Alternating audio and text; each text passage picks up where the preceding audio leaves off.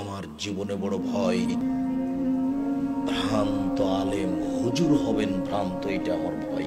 মুহাম্মদ সাল্লাল্লাহু আলাইহি সাল্লাম বলছেন আমার জীবনে বড় ভয়, আমার জীবনে তিনটি বড় ভয়।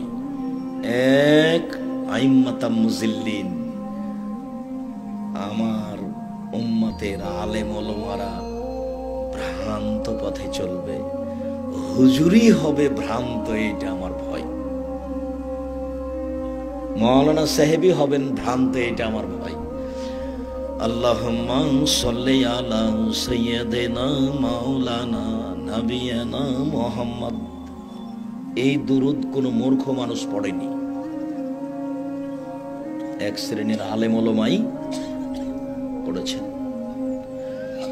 বালাগাল নুলা বিকামালিহি কাশাফাদ দুজা বিজামালিহি হাসানাত জামিউ খিসালিহি সাল্লু আলাইহি ওয়া আলিহি, এই দুরূদ কোন মূর্খ মানুষ পড়েনি, এক শ্রেণীর আলেম মানুষই পড়েছে। আমার জীবনে বড় ভয়, ভ্রান্ত আলেম হুজুর হবেন ভ্রান্ত, এটা আমার ভয়। তিনটে আশঙ্কা করেছেন, তার এক নম্বরে হুজুর। আজও দিনাজপুর শহরের বহু ফার্নিচারের মালিক বলতে পারে, আমার দোকান থেকে আপনি কাঠের ফার্নিচার কিনেন, আমি দোকানের মালিক বলছি 20 বছরের মধ্যে ঘুণ ধরলে টাকা ফেরত দেব, এই কথা বলার সাহস আছে।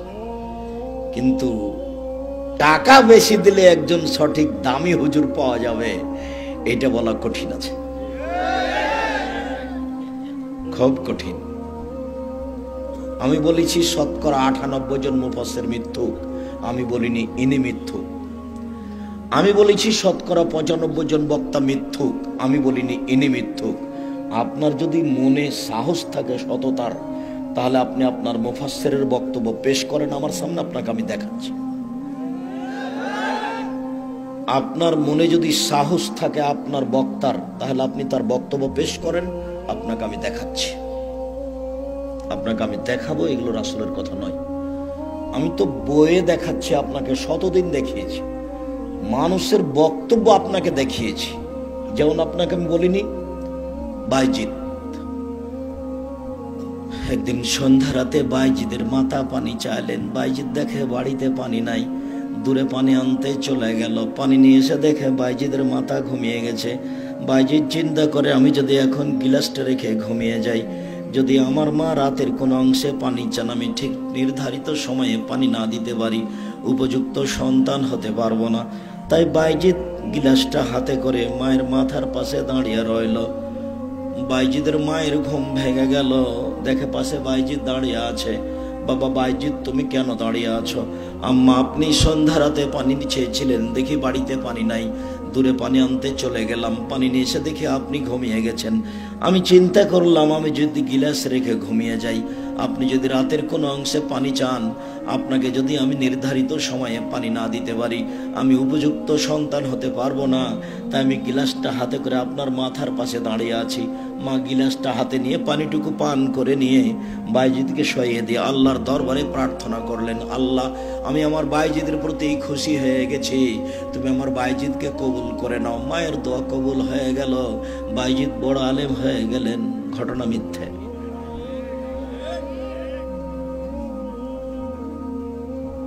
এর চেয়ে অনেক অনেক অনেক জটিল ঘটনা বুখারী মুসলিমে আছে, এর চেয়ে লক্ষ গুণ জটিল বুখারী মুসলিমে আছে। খালি একটু ইশারা দেওয়ার সাথে সাথে বুঝতে পারবেন। ওই যে 3 জন লোক রাস্তায় হাঁটছিল, বৃষ্টি হলো, তখন তারা এক পাহাড়ের গর্তে ঢুকে গেল, বড় একটা পাথর এসে মুখের উপরে পড়লো, তারা সরাতে পারবে না। 3 জনের একজন বলছে, আল্লাহ, আমি আমার বাপ মাকে ভালোবাসতাম, নিয়মিত দুগ্ধ দহন করে তাদের পান করা, একদিন দূরে ছাগল চড়াতে গেছি, আস্তে আস্তে দেখি ঘুমিয়ে গেছে, দুধ দহন করে নিয়ে আসলাম, দেখি তারা ঘুমিয়ে গেছে। আমি গিলাস নিয়ে হাতে নিয়ে দাঁড়িয়ে থাকলাম, আমার পায়ের পাশে আমার ছেলে মেয়েরা এতা জাগানা ইন্দা কাদামাইয়া, আর 2 পায়ের নিচে বাপরে মারে করে তারা কান্নার জন্য, ক্ষুধার জন্য চিৎকার করতে থাকলো, আব্বা, আমরা সারাদিন থেকে খাইনি, আমাদের আগে দুধ পান করতে দেন। এইভাবে তারা চিৎকার করতে থাকলো, দাবিও দাবো হাত্তা তালাল ফারজান। আল্লাহ, আমি গিলাসটা হাতে করেই থেকেছি, আমার ছেলে মেয়ে কান্নাকাটি করতেই থেকেছে, আমি তাদেরকে দুধ পান করাইনি। যদি এটা তোমাকে সন্তুষ্ট করার জন্য করে থাকি, তাহলে আজ তুমি গর্তের মুখ থেকে পাথরটা সরিয়ে দাও। আল্লাহ বললেন ঠিক আছে, দিলাম। আপনার পায়ের পাশে খালি যদি আপনার বাচ্চাটা একবার চিৎকার করে, তাহলে আপনি লাফ দিয়ে উঠে তাকে কোলে নেবেন, আপনার স্ত্রীকে খুঁজে বের করবেন। বর্ণনাকারী বলছেন, আল্লাহর নবী বলছেন, ওই লোকটা গিলাস হাতে করে থেকেছে ভোর পর্যন্ত, আর ওই তার ছেলে মেয়ে তার পায়ের নিচে চিল্লাচিল্লি করতে থেকেছে। বুখারী মুসলিম। মাওলানা সাহেব এটা পেশ করলেন না কেন, ওইটা কেন পেশ করলেন? এই ছেলে, তোমার হুজুর নগদ মিথ্যুক। এই বেটা, তোমার মুফাসসির মিথ্যুক, এ কথাই চূড়ান্ত। শোনো, জাতির জন্য সূচনা স্বরূপ দিয়ে গেছি বক্তা শ্রোতার পরিচয় বই। এদেশের মাটিতে যেখানে খুঁজে পাওয়া যায় কিনে পড়বা। আমার বিদ্যা বুদ্ধি কম, আমি একটু সূচনা দিয়ে গেছি। এদেশের তাফসির মাহফিল বন্ধ করার জন্য আমি বই দিয়ে গেছি, তাফসির কি মিথ্যা হতে পারে? ওই বইয়ে যা তাফসির আছে সবই মিথ্যে।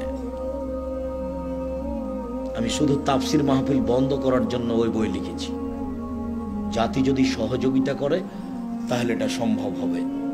হুব্বুল ওয়াতান মিনাল ঈমান, দেশকে ভালোবাসা ঈমানের অঙ্গ, এটা হাদিস নয়, মিথ্যা কথা। আদম আলাইহিস সালাম ভারত থেকে হজ করতে গেছেন সৌদি আরব 60,000 বার। ফাজাইল আমলে বইয়ে লেখা আছে। তো 60,000 বার যদি হজ করতে যান, তাহলে বয়স কত হতে হবে? 60,000 বছর মিনিমাম। বছরে একবার হজ হয়, উমরা না হয় বারবার হয়। দেখেছেন ধর্মের নামে কত বড় মিথ্যা কথা। অতএব কাজী সাহেবের এই খাতা টয়লেট পেপার হিসাবে ব্যবহারের যোগ্যতা রাখে না, এটাই চূড়ান্ত। দেখি কে এর গায়ে হাত লাগাতে পারে। এই ছেলে, তুমি আরো কথা মনে রাখিও, পৃথিবীতে মাত্র একটা জিনিস প্রমাণ করার জন্য 4 জন সাক্ষী লাগে। বলো কি? জেনা। কোন সাহসের ভিত্তিতে জাতি কাজী সাহেবের খাতায় 4 জন সাক্ষী পেশ করলেন?